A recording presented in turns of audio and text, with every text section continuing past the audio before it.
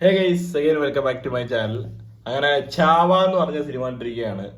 ഒരു ഹിസ്റ്റോറിക്കൽ തീമിൽ വന്നിരിക്കുന്ന ഒരു സിനിമയാണിത്.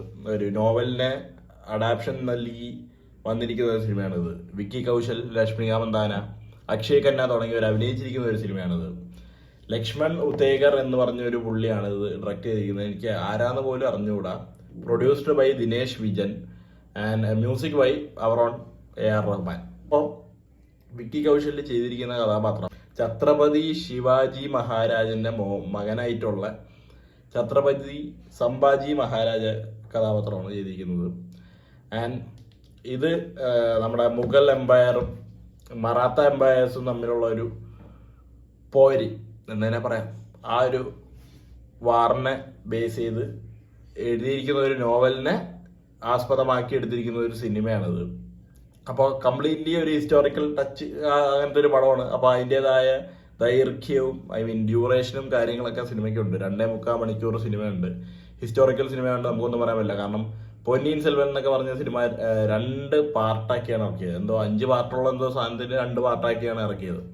അപ്പോൾ അതൊക്കെ പോലെ ഈ ഒരു സംഭവവും ഒറ്റ പാർട്ടിൽ അവർ തീർത്തിട്ടുണ്ട്. ബട്ട് അവർ നല്ല രീതിയിൽ തന്നെ കാര്യങ്ങളൊക്കെ കാണിച്ചു എന്നുള്ളതാണ് എൻ്റെ ഒരു അഭിപ്രായം. വിക്കി കൗശൽ മാൻ കിടിലം.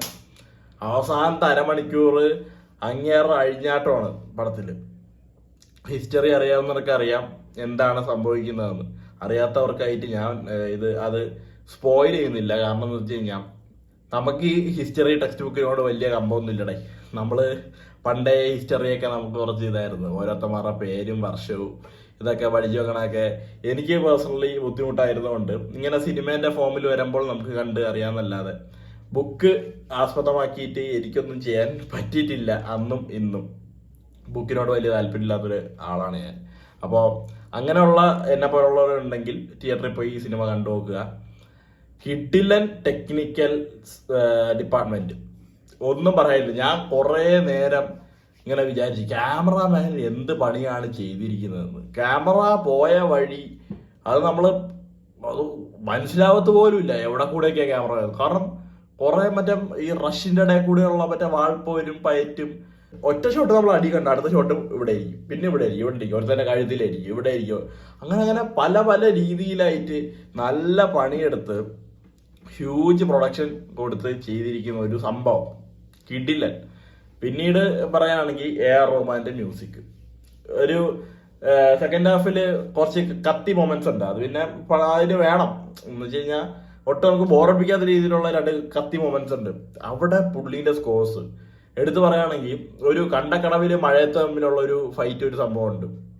പിന്നെ വേറൊരു പാടത്ത് വെച്ചുള്ള സാധനം കിടിലുണ്ട്. എന്താ വെച്ച് കഴിഞ്ഞാൽ അത്രയും നേരം കൊട്ടാരവും കിരീടവും ആ ഒരു ലുക്കും ആ ഒരു സംഭവമൊക്കെ കണ്ടിട്ട് പെട്ടെന്ന് സ്വിച്ചായി ഒരു എന്താ പറയാ ഒരു പച്ചപ്പിന്റെ ഇടയിൽ കിടന്നുള്ള ഒരു ഫൈറ്റ് ഉണ്ട്.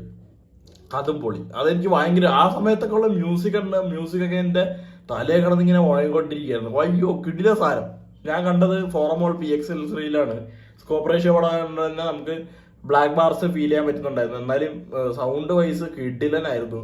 പിന്നെ വിഷ്വൽസ് ആണെങ്കിലും ഈ ഒരു ലേസർ പ്രൊജക്ഷനിൽ വരുന്നതുകൊണ്ടാണോ എന്ന് എനിക്കറിയില്ല, കിടിലൻ കളറും നല്ല കോൺട്രാസ്റ്റ് ഒക്കെ ആയിരുന്നു. എനിക്ക് പേഴ്സണലി അങ്ങനെയാണ് കണ്ടിട്ട് തോന്നിയത്. പിന്നീട് പറയാനുണ്ട് പിന്നെ രശ്മിക പുള്ളിക്കാരിന്റെ കഥാപാത്രം നല്ല രീതിയിൽ തന്നെ ചെയ്തതെന്ന് പറയേണ്ടി വരും. അല്ല അങ്ങനെ പറയണം, അതാണ്. അല്ല ഈ ഒരു ക്യാരക്ടർ ഡിമാൻഡ് ചെയ്യുന്ന ഒരു റോൾ അങ്ങനെയാണ്. അതുകൊണ്ട് പുള്ളിക്കാരിക്കായിട്ടൊന്നും ചെയ്യാനില്ല. അതുകൊണ്ട് നല്ല ഡീസൻ്റ് ആയിട്ട് ചെയ്തിട്ടുണ്ട്.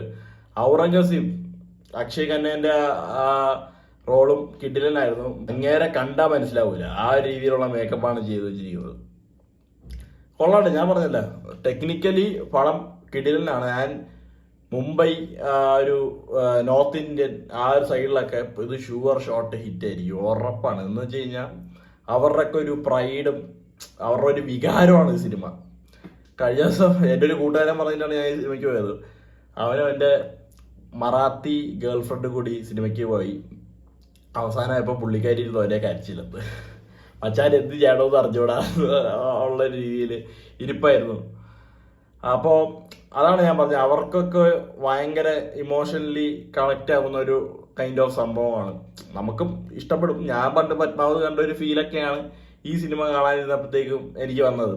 അപ്പോൾ കിടിലായിട്ട് തന്നെ അവർ എടുത്തിട്ടുണ്ട്. നല്ല എൻഗേജിങ്, ത്രൂ ഔട്ട് എൻഗേജിങ് ആയിട്ട് തന്നെ എടുത്തിട്ടുണ്ട്.